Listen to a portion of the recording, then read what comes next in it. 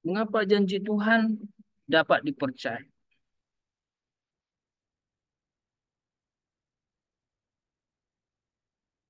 Bagian yang ketiga, mengapa janji Tuhan dapat dipercaya? Janji Tuhan dapat dipercaya sebab Tuhan itu pribadi yang kekal. Tuhan itu pribadi yang kekal. Dia Alfa dan Omega. Kita baca Wahyu pasal 1 ayat 8. Aku adalah Alfa dan Omega, firman Tuhan Allah, yang ada dan yang sudah ada dan yang akan datang, yang maha kuasa. Amin. Saudara lihat gambar ini. Ini adalah Alfa dan Omega. Huruf awal dan huruf akhir dalam aksara Yunani. Tuhan pribadi yang kekal. Tuhan pribadi yang kekal. Alfa Omega huruf pertama dan terakhir Yunani untuk menggambarkan bahwa tidak ada yang mengawali, tidak ada yang mengakhiri selain Tuhan. Dalam Mazmur 136, pasal 100, pasal 103, ada banyak ayat dapat kita temukan teks yang bunyinya seragam, bahwasanya untuk selamanya kasih setia. Dalam Ibrani di perjanjian baru dapat kita temukan firman Tuhan berkata, Yesus Kristus tetap sabar baik kemarin maupun hari ini dan sampai selama-lamanya. Ibrani pasal 13 ayat 8. Dia pribadi yang kekal. Di awal kita sudah mendengar dia pribadi yang berdaulat. Yang kedua dia pribadi yang setia. Dan yang ketiga dia pribadi yang kekal. Apa maksudnya pribadi yang kekal? Tidak dibatasi waktu. Tidak dibatasi waktu. Dia ada seterusnya. Dia ada selamanya. Dia ada seterusnya. Dia ada selamanya. Dunia dan orang-orang akan hancur. Orang-orang yang kita kasihi, yang mengasihi kita, yang dekat dengan kita, pada akhirnya akan pergi meninggalkan kita. Seperti yang dialami Daud di pembacaan kita yang pertama. Mereka yang dekat dengan kita akan meninggalkan kita. Yang pernah berjanji manis kepada kita akan meninggalkan kita. Tetapi tidak demikian dengan Allah pribadi yang kekal itu. Dia tidak berubah dulu sekarang dan selamanya. Janjinya bagi kita kekal selamanya. Karena dia memang pribadi yang kekal. Tidak ada yang mengawali, tidak ada yang mengakhiri. Tidak ada yang mematikan Tuhan. Dia ada dulu, sekarang, selamanya. Maka janjinya pasti ditepati. Beda dengan manusia. Beda dong. Apakah manusia pribadi yang kekal? Kita baca firman. Yakobus pasal 4 ayat 14. Apakah arti hidupmu? Hidup itu sama seperti uap yang sementara saja kelihatan lalu lenyap. Seberapa lama rupanya kita hidup di dunia ini?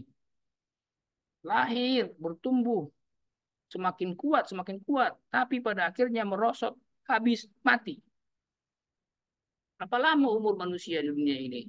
Sejak manusia pertama mati juga. Adam mati juga. Metusala mati juga. Siapa lagi?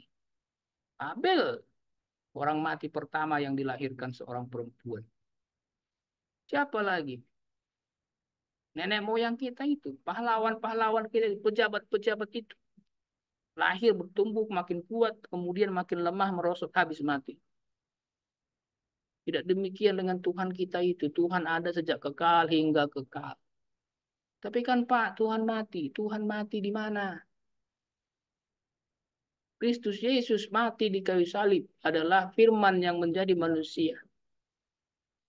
Firman yang adalah Allah sendiri yang menjadi manusia. Tapi Tuhan tidak mati. Firman yang menjadi manusia itu, yang mengambil rupa manusia itu, mengambil daging itu yang mati. Dalam kemanusiaan. Itu perlu untuk penebusan. Tetapi dalam hakikat keilahian, ketuhanan, kealahan, kekekalannya, tentu saja Tuhan tidak mati. Dia kekal selamanya. Beda dengan kita manusia. Manusia itu tidak ada yang kekal. Kita lahir lalu pada akhirnya akan mati. Kita bukan seperti cincin, tapi seperti garis lurus yang punya awal, punya akhir. Kekayaan menambah banyak sahabat, tetapi orang miskin ditinggalkan oleh sahabatnya. Tulisan Pengamsal pasal 19 ayat 4. Manusia ya begitu. Lagi banyak duit, banyak kawan. Habis duit ya lupa kawan. Bahkan ada begitu yang kita suka dengar. Ada uang abang disayang, nggak ada uang abang ditendang. Tidak ada yang kekal. Besti selamanya. Enggak ada besti selamanya. Pada saatnya ditinggalkan kamu.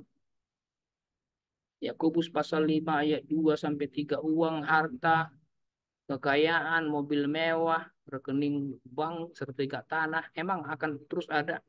Pada saatnya itu enggak ada. Pada saatnya kita yang pergi meninggalkannya. Sampai selama sekuat kapan kita bisa menahan, menggenggam harta itu. 70 tahun lewat, kekayaanmu sudah busuk dan pakaianmu telah dimakan ngengat, emas perakmu sudah berkarat dan karatnya akan menjadi kesaksian terhadap kamu dan akan memakan dagingmu seperti api. Kamu telah mengumpulkan harta pada hari-hari yang sedang berakhir.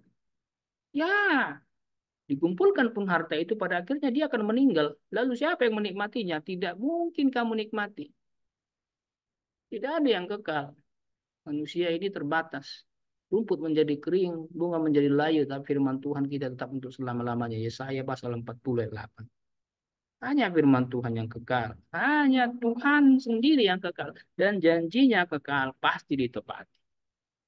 Pasti ditepati. Perhatikan saudara, Bapak, Ibu, ketika kita berjanji. Besok akan begini. Bulan depan akan begini. Semester depan akan begini. Tahun depan akan begini.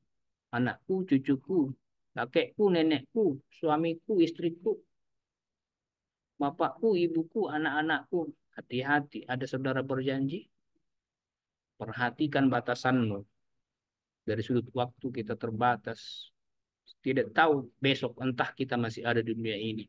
Entah kita sanggup menepati janji itu. Enggak kekal. Maka jangan asal berjanji. Pikirkan baik-baik sebelum bicara soal janji. Bagi saudara yang suka pegang janji orang, kuat-kuat, hati-hati, kecewa. Jangan kuat-kuat pegang janji orang. Silahkan berjanji, tapi jangan asal janji. Silahkan terima janji orang, tapi jangan terlalu kuat dipegang. Kecewa Bapak Ibu. Saudara kalau hadir di acara kematian, perhatikan. Keluarga itu pasti ada yang mewakili mendiang. Saya berdiri di sini mewakili mendiang dan keluarga besar meminta maaf kepada hadirin apabila ada kesalahan mendiang, ada urusan mendiang yang belum dituntaskan, ada hutangnya, ada janjinya, ada tugasnya, dan sebagainya. Kenapa? Ya karena si mendiang itu nggak sanggup menepati janjinya, mau nggak mau ada yang mewakilinya untuk minta maaf. Yesaya 46 ayat 4. Tuhan berjanji sampai putih rambutmu. Sampai masa tuamu aku tetap dia dan sampai masa putih rambutmu aku mengendong kamu. Aku mau melakukannya. Aku telah melakukannya dan mau menanggung kamu terus. Aku mau memikul kamu dan menyelamatkan kamu. Haleluya.